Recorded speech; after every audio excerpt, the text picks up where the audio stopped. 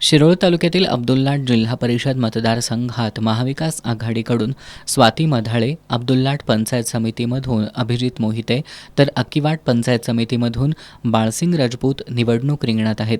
या उमेदवारांच्या प्रचारार्थ अब्दुल्लाटमधील जाहीर सभेत बोलताना आमदार सतेज पाटील यांनी महाविकास आघाडी जिल्हा परिषद आणि पंचायत समितीच्या निवडणुकीच्या माध्यमातून सर्वसामान्यांसाठी लढाई लढत असल्याचं सांगितलं.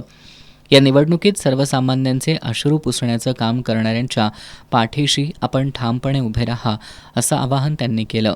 आम्ही सामान्यांची लढाई आम्ही लढतोय आणि या सामान्यांच्या लढाईमध्ये तुमच्यासाठी लढाई आम्ही करतोय. तुमचा आधार देण्याचं काम आम्ही करतोय. तुमचे अश्रू पुसण्यासाठी आमची लढाई चालू आहे.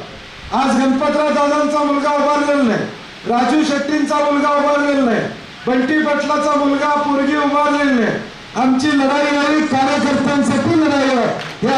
यावेळी आरपीआयनं महाविकास आघाडीला पाठिंबा दिला.